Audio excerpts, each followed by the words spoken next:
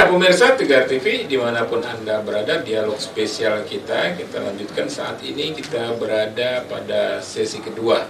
Ini Pak Yuni Herwanto MPD. Tadi kita terputus di sesi pertama terkait soal ketersediaan guru. Ini menarik Pak Yuni. Ini gimana soal ketersediaan guru di Provinsi Lampung dan bagaimana upaya mengatasi hal ini? Silakan ya. Kalau dari PGRI untuk kewenangan ke situ memang tidak ada, karena itu memang secara haknya itu ada di Menpan ya. Kemudian kalau PGRI ini hanya menghimpun guru yang ada, kemudian menyalurkan aspirasinya, kalaupun ada memberikan semacam pelatihan. Nah, karena sekarang ini sudah ada juga dari guru-guru penggerak ya.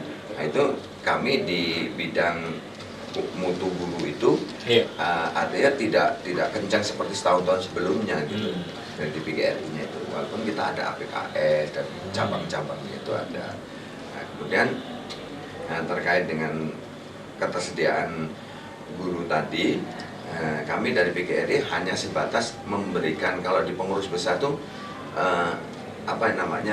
sanja sajalah kepada presiden atau kepada MPR masalah jumlah guru ini. Nah, sebagaimana kita ketahui dan mungkin supaya masyarakat juga tahu bahwa P3K yang sekarang ini adalah dobrakan daripada PGRI.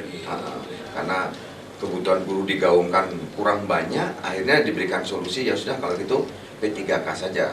Nah, P3K juga ternyata masih belum mencukupi. Akhirnya yang passing grade-nya masuk mohon diangkat juga. Padahal usulan jangan P3K, kalau bisa ASN itu sudah PGRI sudah kencang itu. Bahkan kalau Ibu Ketua itu selalu ke Pak Presiden itu mengharapkan supaya guru ini jangan sampai kekurangan, karena siswa itu terus terang saja kan aset yang tidak bisa dideteksi sekarang. Kalau kita membuat pabrik, besok produksi. Nah, kalau anak kan hari ini kita didik, nanti 20 tahun yang akan datang baru muncul, oh ini hasil didikan. Nah, kan gitu, jadi nggak bisa instan. Oleh karena itu PGRI hanya sebatas mengusulkan, kebijakan ada di. Ya, Pak Irwan Kolbi MPD, ini menarik ini. Fasilitator guru penggerak. Sebelum menjawab soal ketersediaan guru dan sebagainya, ini perlu juga dijelasin kepada pemirsa Tegar TV ini, Pak.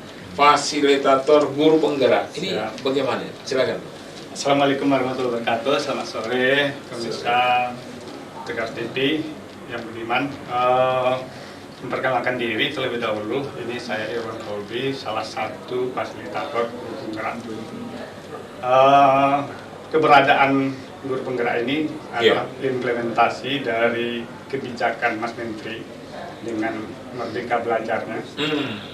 Nah, jadi beliau punya program, ada 3 yang lagi ditingkatkan sekarang. Ada namanya PGP, program guru penggerak, ada PSP, program sekolah penggerak, ada POP, program organisasi penggerak.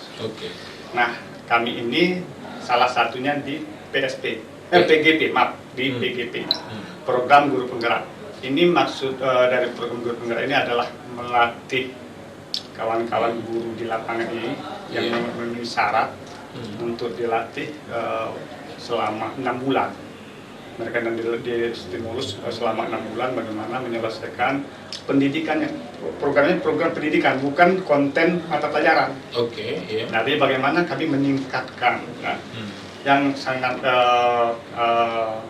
dirasakan bagaimana kita para guru ini meningkatkan kompetensi sesuai dengan judul tema kita pada hari ini, yang berpihak kepada murid.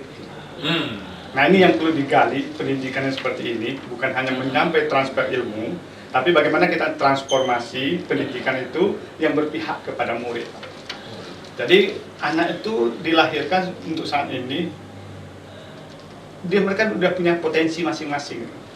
Dia sebagaimana filosofi apa istilahnya itu punya talentanya masing-masing. Talenta. Jadi sebagaimana filosofi tokoh pendidikan kita Ki Hajar Bangsa Sentoro, tugas guru itu untuk saat ini menuntun anak murid itu sesuai dengan kodratnya, agar dia mempunyai kebahagiaan yang setinggi-tingginya, baik sebagai individu maupun sebagai masyarakat. Nah ini Pak, jadi kita ini tugas kami ini menuntun anak Itu maksudnya kita itu guru penggerak itu tadi. itu nanya itu orang yang seperti menuntun siswa atau murid agar mencapai kebahagiaan sesuai dengan kodratnya tadi, agar mencapai kebahagiaan yang setinggi-tingginya Pak. Ini mulia sekali Pak. Nah jadi bukan kita hanya mentransfer ilmu saja, tapi bagaimana mendidik mereka itu memanusiakan manusia, sehingga dia pada saat ini. Nah itulah yang kami dibina oleh BGP langsung, Balai Guru Penggerak Pak. Jadi ada hubungannya BMP tadi Pak. Ada hubungan kami. Jadi atasan kami itu selalu di sana. Jadi ada markas kami di sini BGP Pak. Nah, saya salah satu bagiannya menstimulus atau memberikan pelatihan kepada guru-guru Pak. Nah, jadi cakup kami ini sebagai fasilitator itu, jadi di PGP-nya. Program guru penggerak, bukan di PSP-nya, bukan di POP-nya, tapi di PGP. Jadi guru yang kami stimulus ini, yang kata pelatihan ini. Nah untuk sementara seperti itu dulu Pak, mungkin lebih lanjut nanti mungkin kita bisa terus. Pak Johan, ini menarik ini apa yang disampaikan Pak Irwan Kolbe. Jadi kalau misalnya logika saya itu, jadi fokus kepada siswanya tadi ya Pak. Akibatnya juga guru, kualitas guru itu memang harus benar-benar untuk siswa. Iya, itu gimana Pak Johan? Silakan Pak. Oke, baik, terima kasih ya. Jadi kami waktu BPMP ya, pemetaan, ya, kita bertugas memetakan ya, dan pendidikan. Ya. Kita juga melihat bagaimana ya capaian-capaian dari setiap satuan pendidikan. Antara lain itu salah satunya dari aspek pembelajaran, proses pembelajaran itu ya, bersama Balai Guru Penggerak ya, bersama dengan guru-guru ya, bersama fasilitator guru penggerak ya, itu yang merupakan ya pelaku dalam membangun ya, agar supaya proses pembelajaran itu berjalan sesuai dengan perkembangan paradigma ya, paradigma pembelajaran yang masa kini kan harus update kayak gitu. Ya zaman ini berubah, ya kan. Zaman ini dinamis, ya dulu ya kan seperti apa, radio itu sudah sesuatu yang wah gitu ya. Sekarang TV, setelah itu telepon, ya telepon. Sekarang HP, nah HP pun sekarang udah bisa ngerekam, udah bisa ya bisa apa saja, multifungsi luar biasa. Nah seiring dengan perkembangan zaman ini, paradigma pembelajaran di sekolah itu juga harus ikut mengikuti perkembangan zaman dengan cara-cara yang lebih modern. Ya kan? Artinya itu tadi transformasi pendidikan, digitalisasi pendidikan. Dewasa ini juga harus ya menjadi salah satu target yang kita sama-sama laksanakan. Ya, pelaksanaan ini untuk pembangunan pendidikan ya yang lebih baik, yang bermutu.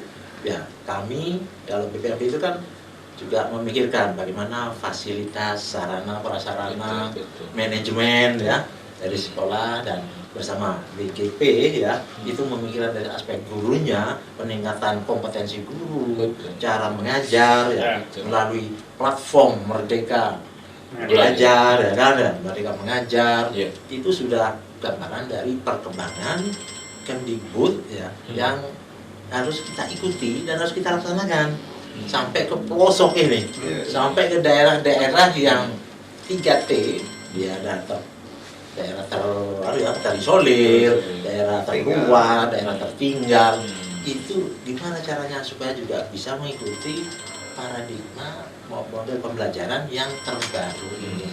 Ya sekarang kan semangatnya dan kebijakannya menggunakan kebijakan Merdeka Belajar, ya kan ya, kurikulumnya jadi mengikut ya.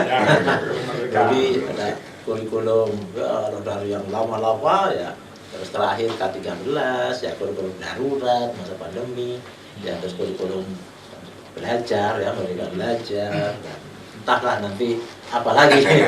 Ini itu tadi gambaran dari perubahan zaman yang memang sektor pendidikan ini juga harus berubah.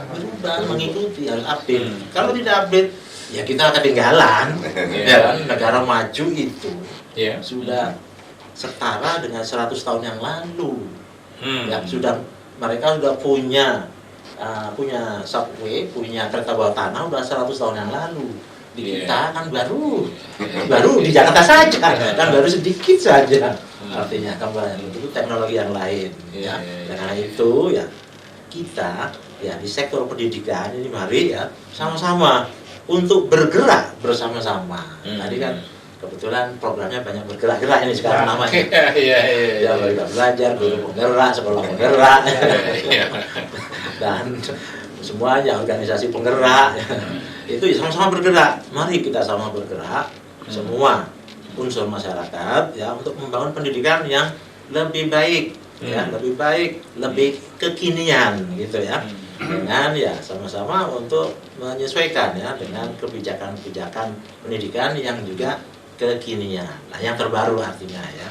Nah, Pak Johan, kalau menurut Pak Johan seperti apa yang disampaikan Pak Irwan Kolbi tadi bahwa berorientasi kepada siswa, iya. Itu gimana itu? Oh ya betul. Memang ya tadi kita harus ya pendidikan itu untuk siapa, Pak? Betul. Kita memikirkan itu. Ya artinya guru jangan asik sendiri dong. Jangan dengan gayanya sendiri terus sampai anak-anak itu dulu nggak menikmati. Klasikal. Coba klasikal. kita ingat pendidikan zaman kita dulu, ya kan ya. Betul. Ada yang dihukum, ada yang dicubit, Iya kan ya. Kalau sekarang kan orientasinya ya kita itu mendidik untuk siapa? Kita mendidik untuk anak-anak, calon penerus bangsa. Cobalah ya sekarang dengan konsep manajemen yang baru ini kan ya, manajemen masa kini ya kita harus memikirkan end user kita siapa.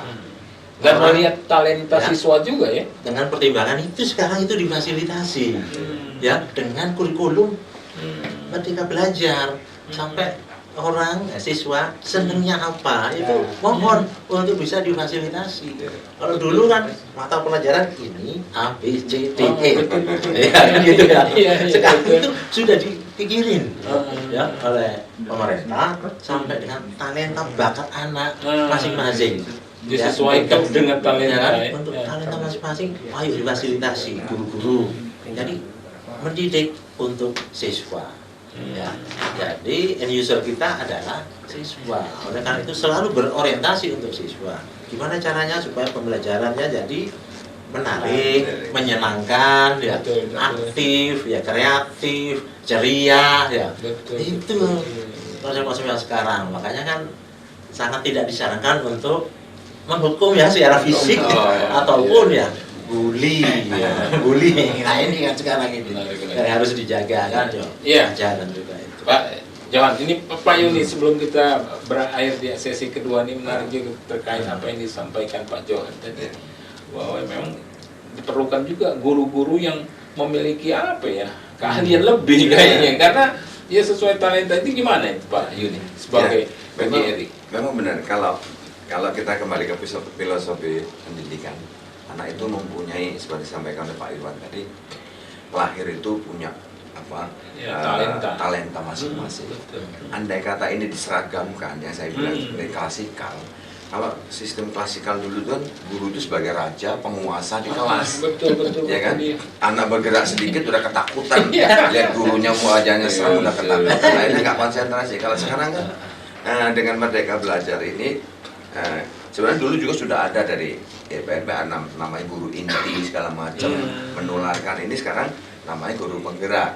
Nah, potensi anak itu andai kata tidak diberi kebebasannya, ya, maka anak ini juga pengetahuannya juga terkungkung. Sementara sekarang ini anak itu kalau gurunya tidak punya potensi yang baik, sekarang dia pegang IT yang sangat canggih, mungkin pertanyaan guru itu sekali dia buka sebentar aja udah terjawab gitu kan. Ya kan gitu. Jadi kalau gurunya nggak segera dilatih oleh guru-guru penggerak ini, nantinya pinterlah muridnya daripada gurunya gitu. Dan itu nggak diharapkan ya. Nah, akhirnya kalau kami memang tugas kami dari PGRI, bagaimana caranya supaya guru ini konsentrasi dalam mengajar dengan tidak memikirkan kesejahteraannya. Artinya kesejahteraan sudah dijamin.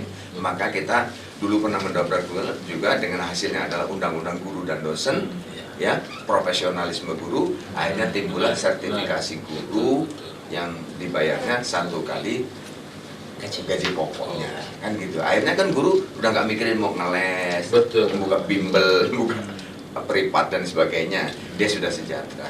Nah, sehingga PGR ini tinggal mendorong, ayo guru, ini kebutuhan anak kita penuhi. Nah, sementara untuk di bidang pemerataan pendidikan, PGRI ini juga punya yayasan pembina lembaga pendidikan, maka ada SMA PGRI, SMP PGRI, itu punya PGRI yang juga kualitasnya sama dengan Iya, Pak Yuni dan Pak Irwan, ini menarik ini, Pak Johan, ya kan, diskusi kita. Tapi kayaknya itu tadi waktu juga nggak terasa, ya kan. Kita sudah berada pada akhir sesi kedua. Tapi yang jelas itu tadi Pak Johan, kayaknya memang tugas dari BPIP untuk pelatihan, untuk pemetaan, menjamin kualitas ini cukup berat juga nih, Pak. Ya. Kita akan lanjutkan pada sesi selanjutnya ya. Ya, pemirsa Tegar TV, dimanapun Anda berada, dialog spesial kita akan lanjutkan pada sesi selanjutnya. Jangan kemana-mana pemirsa, tetap di Tegar TV.